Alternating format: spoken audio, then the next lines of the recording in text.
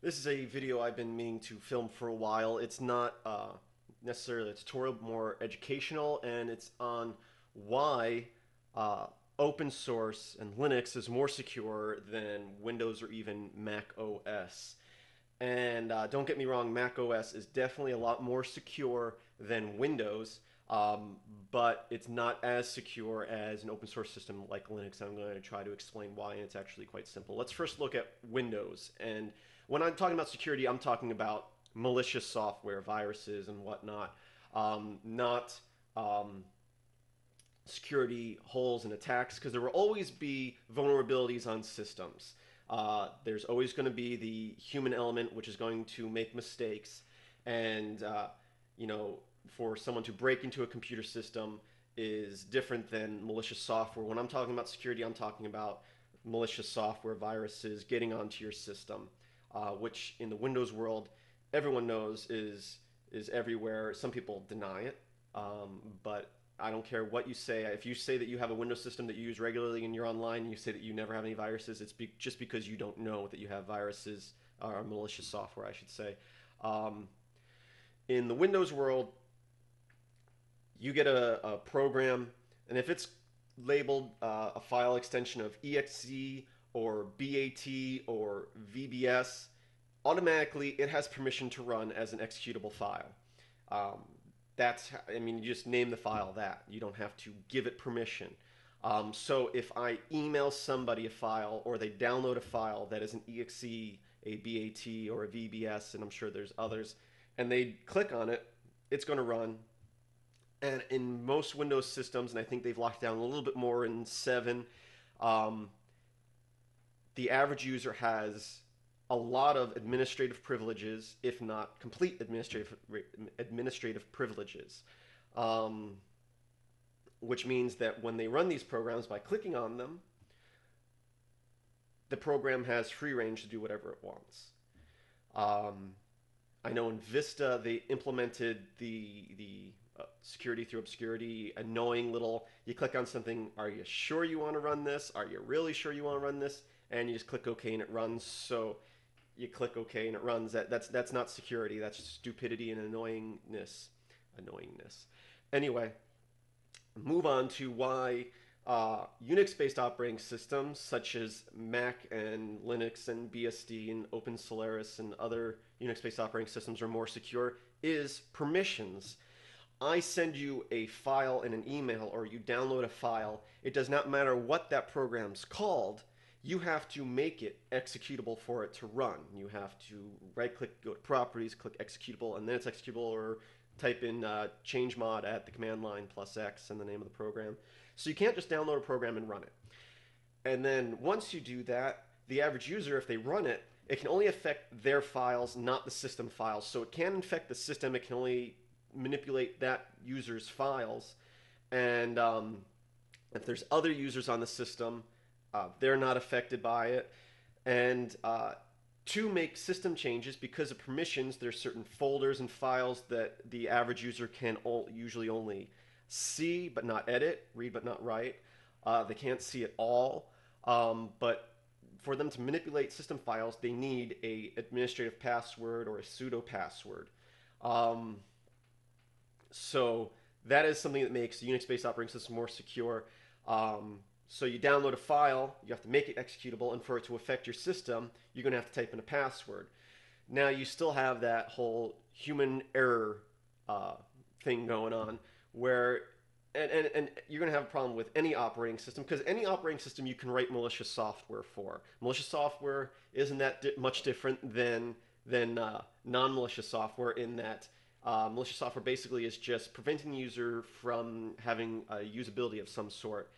There's a lot of different types of malicious software out there, but basically, if the software prevents the user who has, it's their system, their administrative privileges, it prevents them from being able to do something on that system that they should be able to do. That's what malicious software is.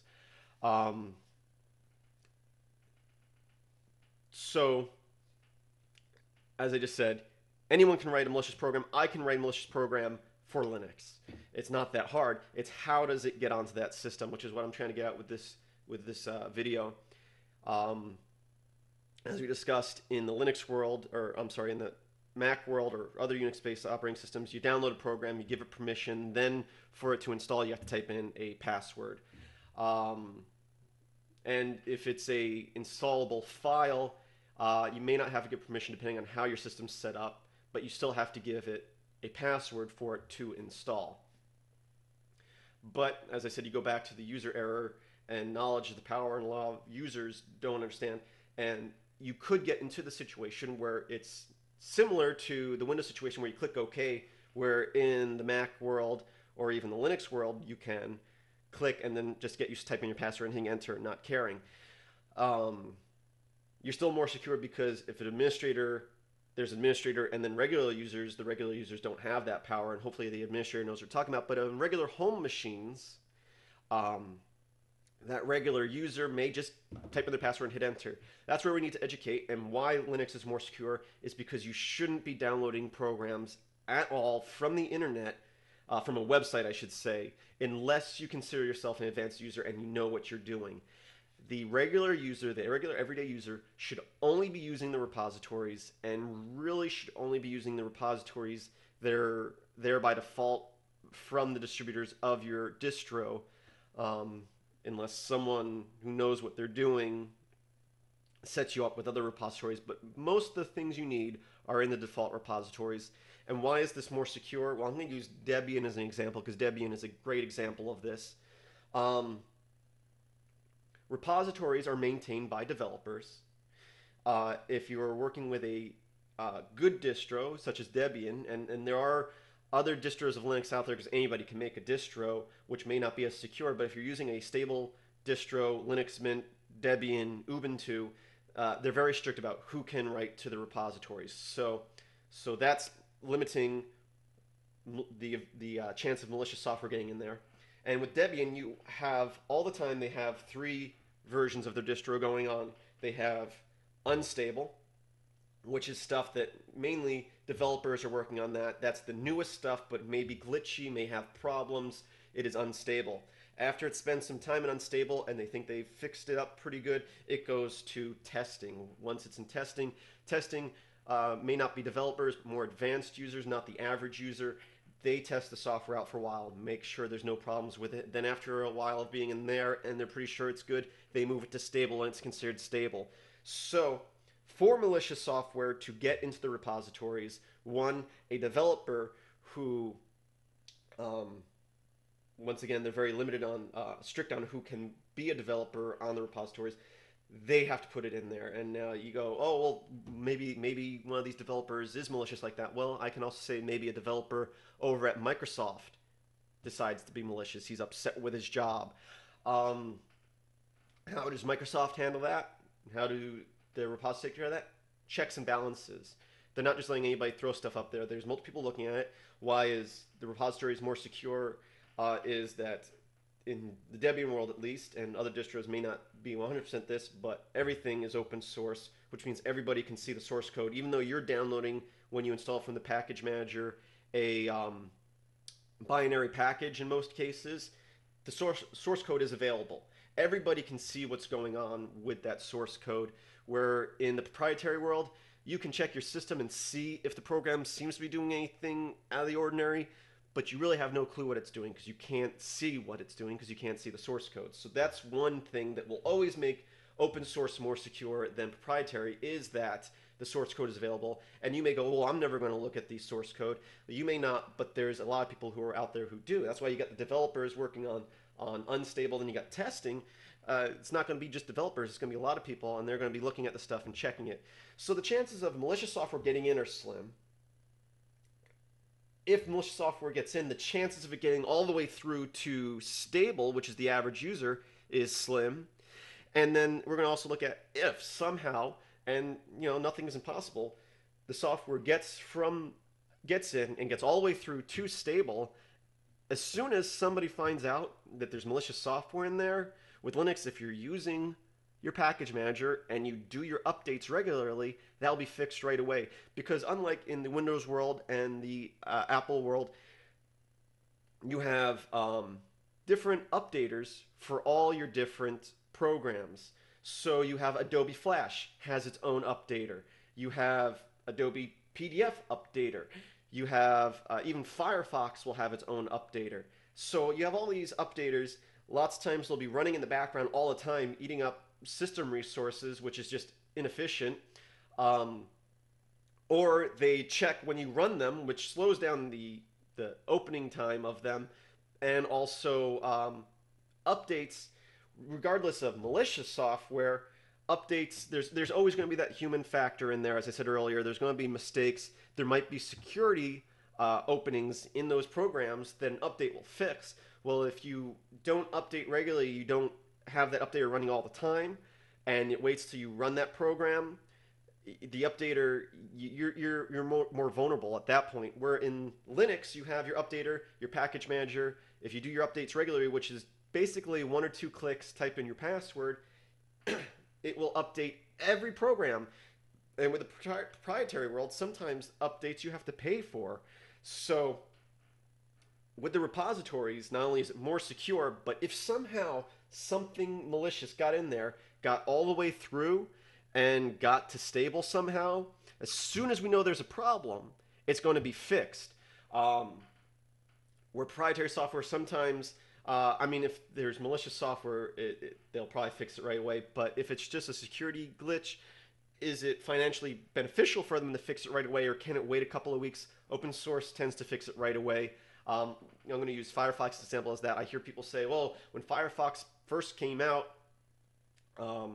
it was people say it was more secure, but now I find that they find more security issues with it than they do Internet Explorer, and I just fear that Linux is going to be the same way. It's the whole it's because they're not as popular. Once they become more popular, they're going to get more malicious attacks. And yeah, once you get more popular, you get more attacks. But the reason that they're finding more vulnerabilities in Firefox is because it's open source, and people can find it and fix those problems. With Internet Explorer, they may have those same vulnerabilities, but you don't know. And they may be sitting there for a longer time before they get the updates. And just because you don't know doesn't mean an attacker doesn't know. So yeah, with the open source, an attacker may find a vulnerability faster, but you have a whole community of people working on it, more than just that one individual or a handful of individuals that are trying to be malicious. And it's quickerly, it's more quick, it's quicker it's fixed quicker. There we go. So what I'm trying to say here is, a regular user, always use your package manager. Always. If you're a more advanced user and you feel secure, go ahead, get your software from a website if it's not in the repositories, or if you need the newest version because it has a feature you need. I'm running out of time here, but I just want to say, one other thing that makes the repositories more secure than downloading from a website, you may not know who you're downloading from. If I'm on the same network as you, I can use a program like EtherCap or other programs to redirect you to another site. So you go to adobe.com, I redirect you to a site that I made that looks like adobe.com, and your web browser still says adobe.com, but you're not really at adobe.com, and you download Flash, but you're really downloading a virus that I wrote or malicious software that I wrote. Repositories use keys. If someone tries to do that, your package manager is going to go, whoa, whoa, whoa, whoa, your keys don't match. It will still ask you if you want to continue, and you can. But once again, it's education. There's always going to be that issue. Once Linux becomes more popular, there are going to be more issues just because there's going to be the people who want it to be like a Windows machine. They're going to, and Linux, since it's open source, you can make it whatever you want. You can make it just like a Windows machine. You can make it run most Windows programs. But you do that, it's going to be more insecure. And I fear that we're going to see a lot of that in the future. And then people are going to go, see, I told you Linux is just as insecure as Windows. It just wasn't popular. And no, you're making it insecure. But that's your choice. Since it's open source, it gives you that opportunity, because that's what open source is about, is choice. And if you want your system to be insecure, you can go ahead. And one of the hardest things about switching people to Linux from Windows is don't download from a website. The average user should not be downloading programs from a website. Use the repositories. I'm running out of time. Have a great day. Visit filmsbychris.com.